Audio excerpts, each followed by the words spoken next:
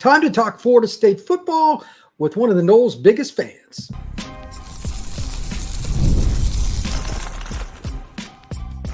You are Locked On Seminoles, your daily podcast on the Florida State Seminoles. Part of the Locked On Podcast Network, your team every day. Welcome back into Locked On Seminoles. I am your host, Brian Smith, and thank you for joining today with me, Chris White. Big Florida State fan, lives right down the road, Thomasville, Georgia, long-time Nole fan since he's a little guy, from the same high school as one Charlie Ward back in the day for the Noles. Thanks, Chris, for jumping on the show today. We're going to talk some Noles. We're going to talk some Granite Rights, which is crazy, but, you know, it is what it is. Thank you once again for coming on, though, buddy. You're the brand manager for TCC. You're around Florida State. You're around recruiting all the time. So I thought this is the perfect blend. If I'm going to bring a Florida State fan on, and if for those of you watching on YouTube, all the Florida State helmets in the background, those are pretty cool. There you go, buddy. Right off the bat, man, with the whole situation with Granite Rights, and you live 30 minutes from Tally. Yeah. What is the vibe like talking to, because I'm sure it comes up all the time at the high school, when you're in Tallahassee, dinner. What is the vibe with that? What do people think where you live? I think, where we live, there's a mixture, right? It's a melting pot of college football fans. Sure. It's FSU fans, it's Florida fans, a lot of Georgia fans these days, Auburn fans, Alabama fans. And I think you get a little bit of everything when this is the topic. So FSU fans are ready to hit the door like right now, if that was possible. That's the feeling I get too. Yeah. So and everybody that's not an FSU fan is, they like to poke fun and say, "Why are you guys leaving? Nobody wants you." All that good stuff. Where I think the majority of people agree that FSU will probably end up leaving the ACC within the next 2 or 3 years. Where they end up, I think they end up either obviously Big Ten or SEC. I don't think they'd be doing all this if they weren't going to one of those two places. I don't see them ending up in, say, the Big 12 or anything unless something catastrophic happens. And I think that's just kind of the vibe that most people around here have, and most FSU fans that I've talked to kind of feel the same way, or at least have the same kind of belief that that's probably where we're headed. But right now it's just a wait and see, which sucks for lack of a better term, but it's true. It is just a kind of a wait and see thing. And we're all along for the same ride here. Here's my question, because a friend of mine came on the show, Drake Toll, and great guy. He runs Locked On Big 12, the whole conference. He went to Baylor. He's from Arkansas. So he knows the state of Texas and that general area very, very well.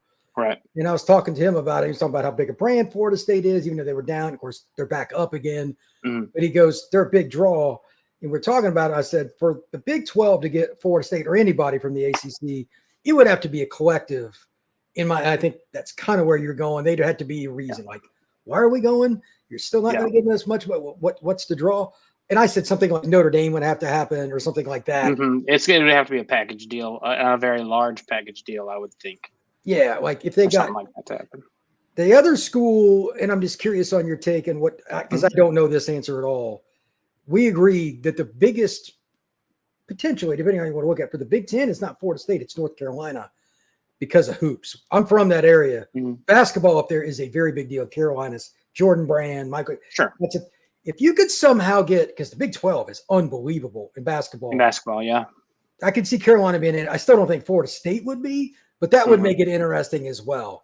Do you think Florida State fans really care about basketball, or is it just football? Like, because that's not my brain. I've never followed Florida State basketball that close. What's the deal with that? How much does it impact? So I think your typical FSU fan, when it comes to basketball, is probably more of on the side of fair weather fans, for lack of a better term. Which is, you'll find that with a lot of, college sports that aren't football and maybe baseball. FSU baseball, obviously very, very popular and on the come up, we hope. We've got the right coach in place there, it feels like, with Link Jarrett, and things are looking up there. Basketball right now, a bit of a lull. Obviously, we had that run. Not good this past year. No, not good at all the last couple of years. And so I think what you'll see there is you'll kind of probably see a changing of the guard, maybe even after this season, with Leonard Hamilton maybe go ahead and stepping down and retiring, and then we'll see who they can get to come in. Michael Alfred, the AD, has been very good at getting some younger blood and coaching staffs and good coaches to come in, with the football program, obviously Mike Norvell and now Link Jarrett. Younger blood, I think that's a real big draw for kids these days, and that's what all this is, built off of. You just got to have the Jimmies and Joes. That is true, and it's such a wild deal. Like Calipari goes from Kentucky to Arkansas. I mean, it's just been interesting. He was just tired of dealing with those boosters. I think that's well, I can't blame him. Kentucky's a wild place. I get it too. I agree. Yeah. So I don't think basketball is going to mean much to Noles unless, again, with the Big 12, again, you and I both think that's not realistic. No. I did a show a couple months ago, just myself, talking about SEC, Big 10, why I thought one would be good and the other, just making pros and cons. And I said, people go ahead and comment on YouTube. Let me know what you think. And I thought for sure that the Southeastern Conference would be the definitive answer. It was Big 10, was more. I have an idea on why, but before I say it, I want your take. Why did that transpire, and are you surprised by that? I'm not surprised by it because I mean, honestly, I kind of feel the same way about it. Beyond just the payout is right now, and in this current contract is larger than what the SEC is getting, and that's really what all this stems back to is got to have the money. You got to pay to play these days, and you got to have the money to compete with the big dogs. The Georgias, the Ohio States, the Oregons, who now Phil Knight's like, here's a blank check, go get whatever you need. You got to be able to compete with that stuff. And right now, just being in the ACC in this contract that's pushing 20 years old is really kind of an anchor for Florida State right now, it feels like, and it's kind of holding them back as far as facilities and being able to go out and hire the coaches, for these programs. And you got to have that money. And I think a lot of FSU fans just like the intrigue maybe of going to the Big Ten and those places, and and there's always been that rivalry with the SEC and SEC fans here that like to look down their nose at Florida State because you're not in the SEC, even though Florida State historically has been better than 9/10 of that conference. But I think it's a lot of just the intrigue of going to these, playing these different teams you don't get to play ever, like the Ohio States, the Penn States, the Michigans, Oregon, SC, UCLA. And things like that, because we play the Florida every year. We have games with Georgia on the schedule. We've got, we open next season with Alabama and Tallahassee. We played LSU the last couple of years. I mean, people love those games, and I love those games. They're awesome. And don't get me wrong, if Florida State ends up in the SEC, I'm all for it. Those games are obviously the road games, easier to get to, things like that. And there's natural rivalries there. So I don't think there's a wrong answer as far as where they end up. If it's one of the Power 2 conferences, which I think personally it probably will be. That's kind of where I'm at as well. Next up here with Chris White, we're going to talk a little bit about the expectations for the Noles this season, what he thinks. I've obviously shared my opinion many times here on the show about that. That's next here on Locked On Seminoles.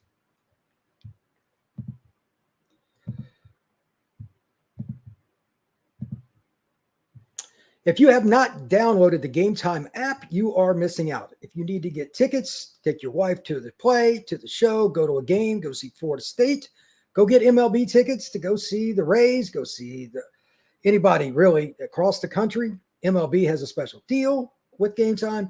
this is your opportunity. All you got to do is get on your phone, go to the App Store and download it, and you can browse through all kinds of things. Here's my favorite part about Gametime: all-inclusive pricing. There's nothing more that drives me bananas than going to anything online to buy. You see a price, you go to checkout, and then the price is completely different because there's a fee. With Gametime, you have an all-inclusive pricing. So to that point, take the guesswork out of going and getting any kind of ticket with Gametime. Download the Gametime app, create an account, and use code LOCKEDONCollege for $20 off your first purchase. Terms apply. Again, create an account and use code LOCKEDONCollege for $20 off. Download Gametime today. Last-minute tickets, lowest prices guaranteed.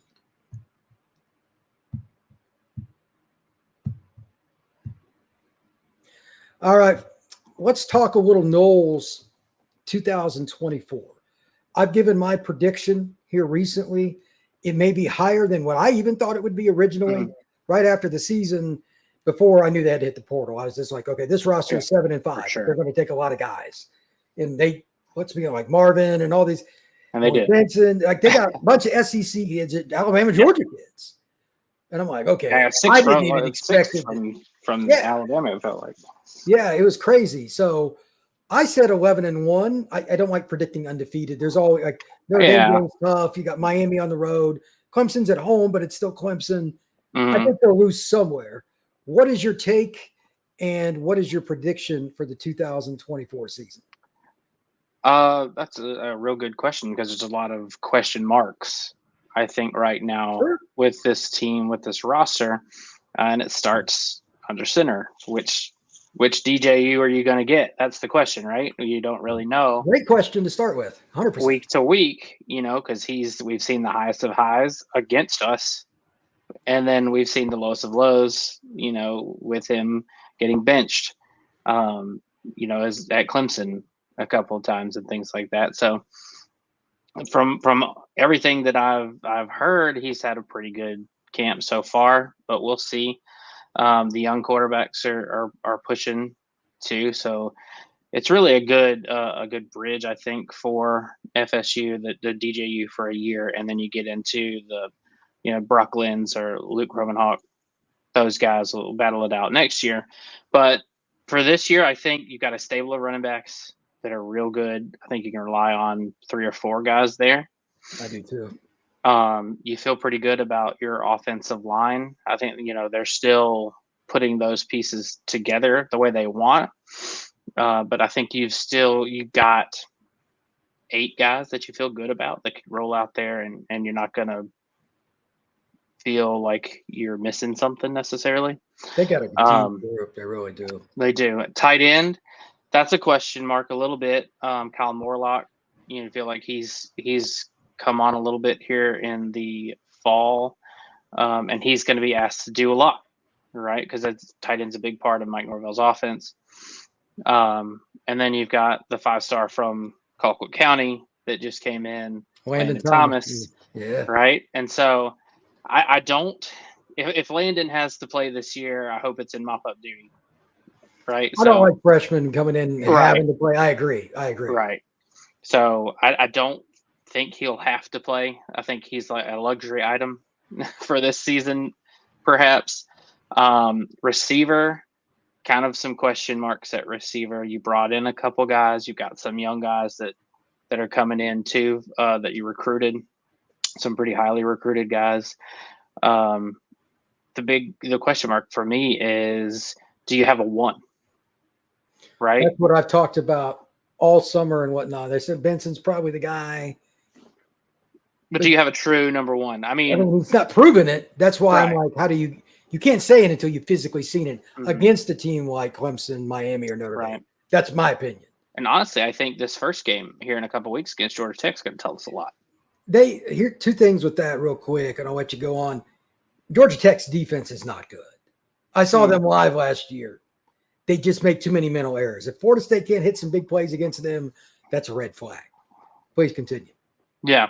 So, and again, it's the first game. It's overseas. It's kind of a weird deal. True. So we'll see how that goes for both squads, really, because it may take them a quarter or so to get it all figured out, and who knows what the weather's going to be like there too. So could be cold, could be raining, could be God knows what. So that's an interesting thing to look out for early in the season. But going back to the receivers, I think you've got to have some of the young guys really step up and play a crucial part in that, because you got to be able to stretch the field, and that's Malik Benson. He does that, and then you've got a couple of other younger guys that can probably do that, and then Jalen Lucas, the guy that they brought in from I think Indiana, who's probably going to spend some time at running back, but can also split out in the slot, and he's a quick guy, smaller guy, but he can go. So that gives you, we all know that DJ can, throw it forever. So we'll see if anybody can run underneath it. Jalen Brown is the other guy at receiver that intrigues me. I know him from his high school days, great kid, and he can fly, and he's made some big plays. Like Heard the Summer and this and that. Yeah. I'm curious to see if he's going to play the same spot as Benson, or are they going to move him around? Guys like that don't get quite as many reps. I mean, it's pretty obvious Benson's going to start. I think that's a safe assumption. I hope Hakeem is ready to take another step. That's the big one, right? That's the big one. Sophomores, it's just really hard. As a general rule, you know the deal. It's third year at every position. But it's a little easier at receiver because it's not as much about physicality, and Hakeem was gifted in that category anyway. Right. He's over 200 pounds just walking in the door, and he's a lot bigger and stronger. I think that's a big part of it because that'll also help them. If he can play a lot, that helps blocking. You don't have to use two tight ends as much. There's a lot of things that go with that. And then there's the kid that has surprised some, but I loved his high school film. And that's the kid from DC, Elijah Moore. Yeah, we're hearing a lot of good things about him in this camp. And again, and you never know with these days. I mean, you see guys step up, freshmen all the time that come in and they're ready to go. But we haven't had that lately. And it's been a little while since we've had a true freshman come in and really be able to contribute right off the bat. But it'll be interesting to see what ends up happening with him. I'm sure he may get some run early just to see how it goes. See if he can handle it when the bright lights are on. Because again, he's only been here for a month or so. So, it's going to take a little bit of time for him to get acclimated, but we'll see what we got. I'm also curious. I can't remember who it was. I was talking with one of my buddies in the recruiting industry. I said, it's possible Florida State's defense is just as good. I don't think they're going to have as good a team individually for the draft next spring, but they got more depth. You're not going to replace Jared Verse. I get that before anybody says anything. But that's not realistic. If you do, then something's happened that we did not anticipate. Yeah. So, but you still got Peyton. You still have Marvin came in. I expect good things. The kid from Oregon State, I'm not going to butcher his name. He's really good. Olohea? Is that? Yeah, I think that's. Yeah. He's a kid that would start at 85, 90% of the schools in the country, but Marvin Jones is really gifted. You got Farmer, you got Big Jackson up front. Yeah. Those are the guys that I think most people are excited to see how that tandem works out because they're like best friends too. So they both went to Gadsden County, didn't they? If I remember right. Yeah. So it'll be interesting, and of course Patrick Payton is it's a little bit bigger, a little bit stronger, and then Marvin Jones Jr. From all intents and from all accounts has had a great summer and camp so far. I think the question mark on this defense is what same thing it's been for the last couple of years, and that's a linebacker. It's the depth, man. Last year, I remember DeLoach, that play he had against Clemson might have been the most important play for Florida State. Yeah, probably so. He was certainly in the conversation. I'll leave it at that. Yeah. They didn't have a game where you went up. One of the linebackers is out. Can't play at all. With both guys, to my knowledge, I mean, they were played banged up. It's part of being a linebacker, but they didn't have – they couldn't have it. DJ was ready, but they didn't – nobody else was. We've heard Cryer's name. We've heard Nicholson's name. We've heard, Omar Graham. Murphy's a guy that might play some. Cam Riley, surprised. Yeah, he wasn't great last year at Auburn, but he's moved up. Sometimes a change of scenery, the change of culture with. So there's different options. I don't know who's going to start next to Lundy. I assume Cam would be ideal because he's a big guy with experience. I think that's probably what you're looking at because he is a large human. Yeah. Right. And so He's 6'4" or something like that. He's a big yeah, guy. and he can move. Right. And so that's kind of what they need. That's the spot that you would have had Kalen DeLoach in last year. Right. So someone who can cover a little bit and get out there and run with some, slot guys or tight ends or running backs or coming out of the backfield or anything like that. So you got to have that, and Cam Riley probably fits that. Obviously better than DJ does. DJ is a downhill, I'm going to hit you in the mouth kind of run stopper, kind of linebacker, which is great, which you have to have that. But I'm interested to see what Blake Nicholson brings to the table this year. Same. A really highly recruited kid. He's been in the system for over a year now. It'd be nice for him to get some meaningful snaps and really kind of show us where we're at there. That would be important. And then finally, we're talking about the corners and the safety. Like Florida State has so many guys outside. Feel pretty good about that. Yeah, I mean Thomas and Cypress and Little, etc. That'll take care of itself. I'm personally kind of rooting for Conrad Hussey. That's a kid I know. Yeah, Shaheem Brown back there. Yeah, like Brown's underrated. I'm good there. I just don't think Florida State's going to struggle on defense as much as some pundits might think. Maybe I'm wrong, but that's my opinion. Yeah. That's my opinion.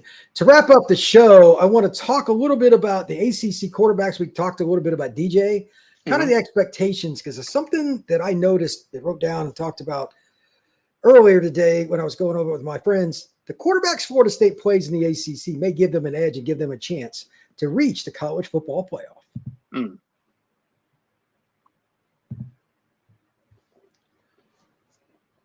So I use different sources, and sometimes I'll go to one that I don't trust on purpose just to see how biased they are. Sure. I did, and one of the Clemson sites came up with this list. So just so people know, this is not mine. DJ at 14 or 16 down there. They had DJ second in the ACC at quarterback. That's higher than I would coming have. from a Clemson site. So I was like, okay, these guys are actually legit. Like that, they're not going to do that just because. Here's the funny part. This is their list. Cade Klubnik was 7th. Oh, that's just because they're mad at Cade. That's right. I was waiting to see what you. I was like, I wonder if this is just that they're really agitated. It might be. Except for a few plays in the Notre Dame game, and I'm trying to think. He didn't play well against Florida State in some clutch moments. He completely bombed in the fourth quarter against Miami. Duke. That was bad. Yeah. I mean, they could have lost a couple. He just wasn't caught. The Duke game, oh my God, bad. So I get it. But here are the quarterbacks of note in their ranking in the ACC here. Just follow along. The 24th, this is the guy you just don't know what you're going to get play to play. And that's Haynes King. I'm sure you see, here's a stat that's wild. He led the league last year in touchdowns, but also in interceptions. Not good. Brett Favre, gunslinger type out there. Yeah, he had 16 picks, bro. 16. That's rough. That's tough. He's got a great arm, and he's a really good athlete. He could really run. Number 9 is a guy that almost beat Florida State, Thomas Castellanos, but this time it's in Doak. But last year he ate Florida State's lunch. Right down the road, over there in Waycross, so that's not too far from here. Yeah, he looked hard at Florida. If they'd offered him as quarterback, that's probably where he would. They offered him as a running back. Yeah, I actually one of his old coaches is on our staff at there you go. Central, and so we had talked about that because my wife and I flew up to Boston for that game last year, which we almost left in not such a great mood, but it worked out for us. It was an awesome trip. But he told me the same thing. Florida State really liked him at safety and things like that, and they just were not interested in him at quarterback. And I think part of that is because he is a little bit shorter He's 5'11.5", something like that. than what they're looking for.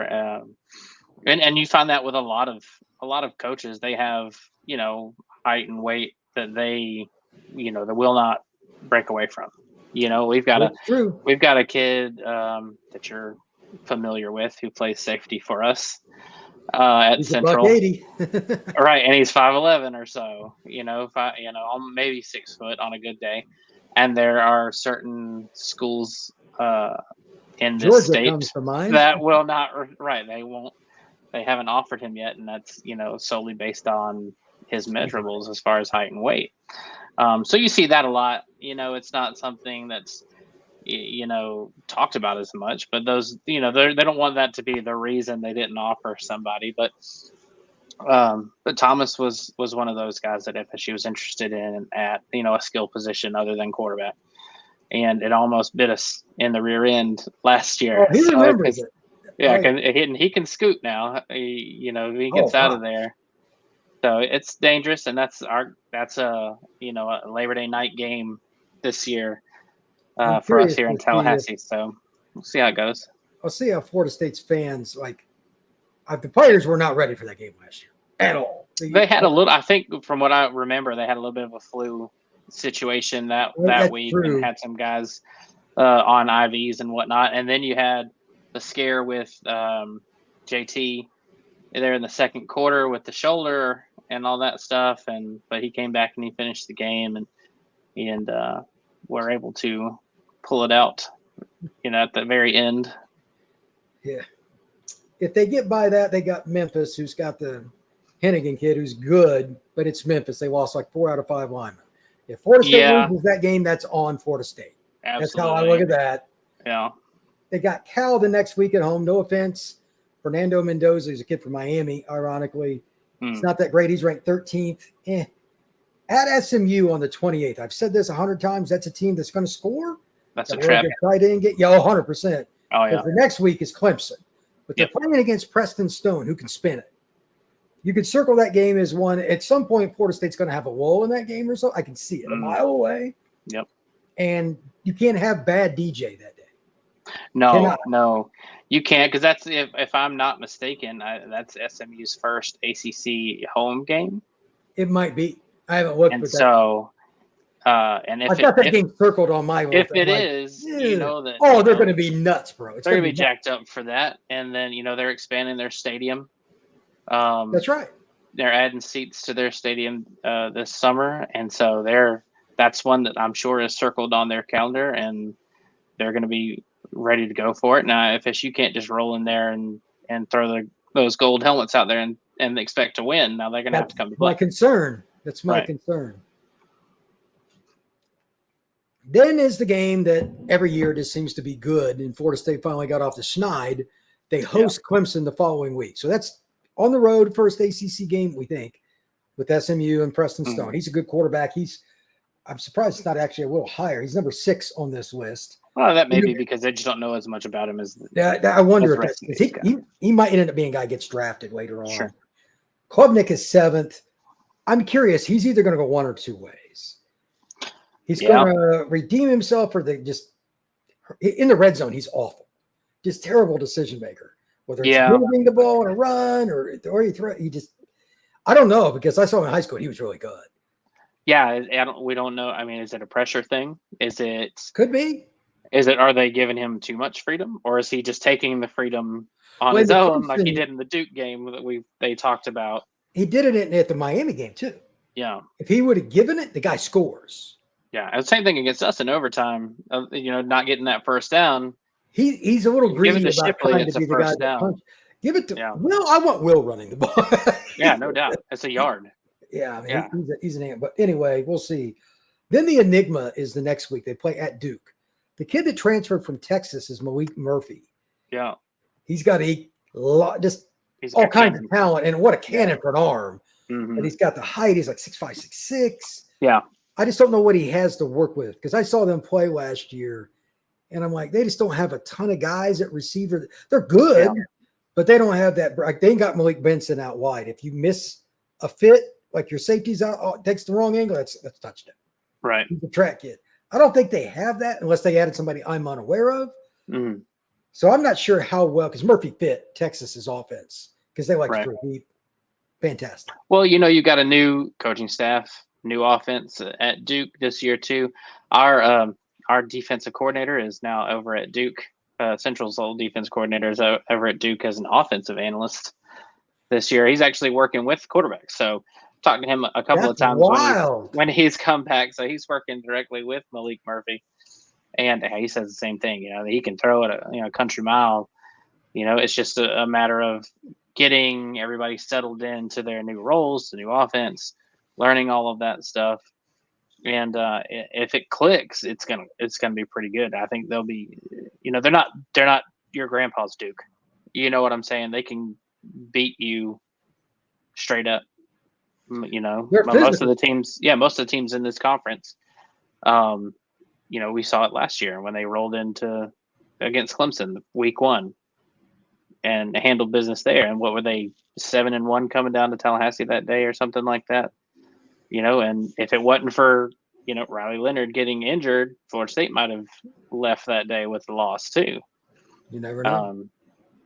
So you never know. And it's tough that they did lose Riley Leonard because he was such a good quarterback and a guy who'd been in there for a while and been in the system. And that's another interesting one that's on your list that's coming up later in the fall where he is now. But yeah, I guess we'll just, with Duke, and that's just kind of a wait and see deal. It'll be interesting to watch the Miami game with them. I'll be tuned in for that one. Yeah. Here's the stat, and Cam Ward was number 1 on their list, which talent-wise, I'm not going to dispute. Mm-hmm. Between him and, honestly, Murphy, but he's playing at Duke. I think that's one of the reasons he was down. He's like 12th. It'll be his first year start. From a draft perspective, you can make an argument that Murphy ends up being the highest drafted out of all these guys when it's done. Sure. But this will be his first year starting. Here's the stat that will blow you away if you didn't already know it. How many fumbles do you think Cam Ward had last year at Washington State? 463. No, it's he probably, if I remember correctly, it was in the 20s. He had 14. Close to it. 14. Okay. That's ridiculous because he was a senior last year. Mm-hmm. When he gets away from pressure, it's good, but he doesn't put 2 hands on the ball, and it's like mm-hmm. Florida State's got a lot of guys that can get to the quarterback. They had over 4 mm-hmm. sacks. Like, this is a team that's going to get after it, and they got really speedy linebackers and safeties that'll like that defense has got the same coaching staff. Right. Sure. I think that's a really interesting thing, and even though Miami's offense is going to be good mm-hmm. against top competition, you're not going to kill Miami's O-line. They got some NFL guys. But it only takes a couple of plays, and you could be down 14-0. Well, you look at the Clemson game last year. That's what I mean. Took one play to turn it around, right? That's what I'm saying. It's just amazing to me somebody that talented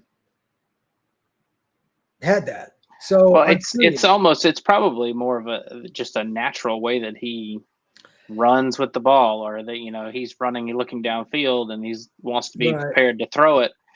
I mean, honestly, if you look at a lot of the mobile quarterbacks in the past, even Charlie Ward, he would run like that too. Loose with the ball. Yeah. Georgia Tech games when the light kind of came on and they started running 4 verts in 92. Right. But he just running the full gamut, post snap mm-hmm. read was not his thing.